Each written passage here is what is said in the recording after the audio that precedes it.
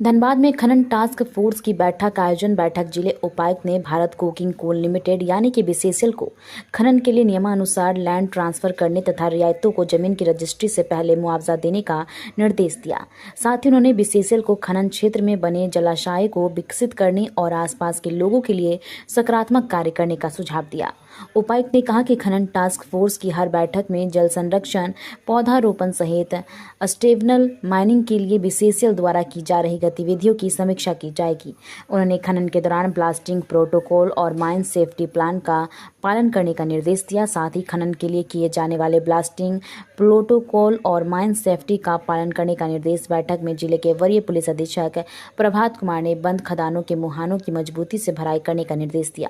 साथ साथ ओवरबर्डन गिराने एवं परियोजना तक सड़क बनाते समय माइनिंग प्लान का पालन करने, ब्लास्टिंग का समय निर्धारित करने तथा आसपास के बस्ती वालों को इसकी सूचना देने का निर्देश दिया गया।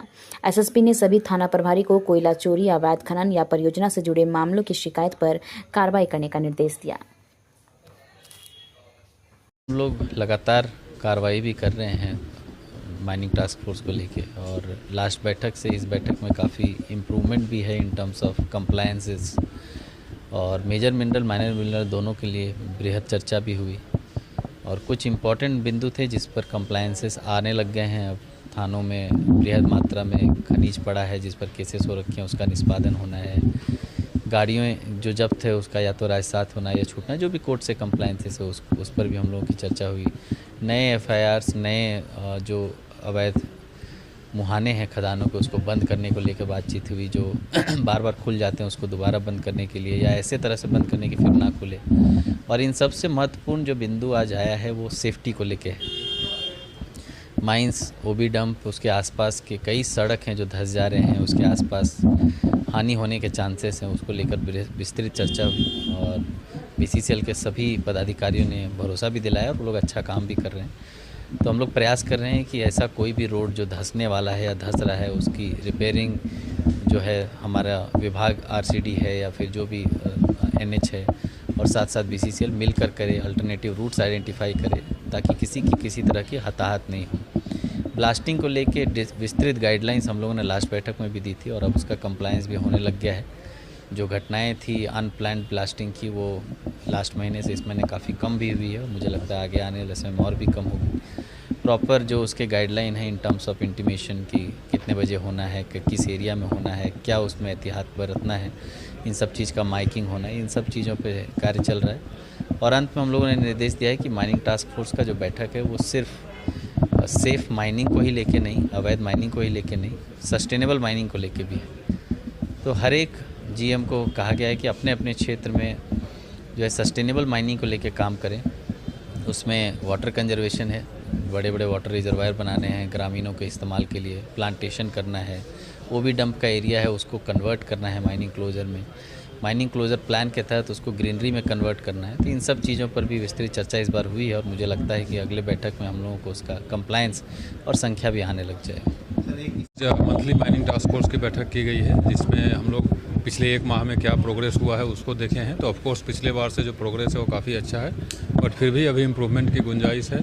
बीसीसीएल के द्वारा जो भी पत्र दिए जाते हैं एफआईआर करने के लिए, उसमें एफआईआर की संख्या तो बढ़ी है बट फिर भी अभी गैप है। सभी थाना प्रभारी को स्पष्ट निर्देश दिया गया है कि जब भी कोई बीसीसीएल से कोई अधिकारी या सीआईएसएफ से कभी भी कोई आते हैं अवैध मुहाना को बंद करने या अवैध कोयला के खिलाफ कार्रवाई करने, तो इमीडिएटली उनको ब्लैंकेट ऑर्डर है जाकर के सपोर्ट करना है। और कोई भी अगर आवेदन देते हैं एफआईआर करने के लिए तो ईच एंड एवरी एप्लीकेशन को एफआईआर में तब्दील करना ही है। उसके बाद एफआईआर करने के बाद जो एक्शन है, आरोपियों की गिरफ्तारी हो, चाहे जो सीज मटेरियल है उसको रासात करना हो, इस सब की कार्रवाई के लिए दिशा निर्देश दिया गया है।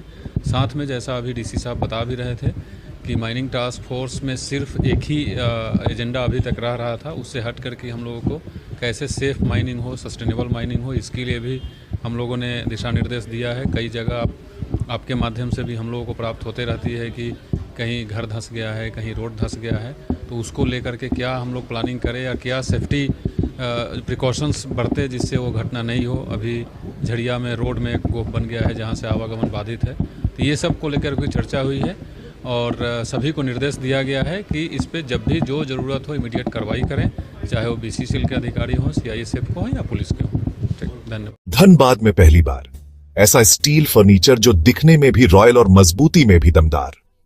Location Nilanchal colony, Saraidhela. यहां मिलता है 18 गेज का 304 ग्रेड स्टील। सिर्फ नाम का नहीं, असली क्वालिटी का दम।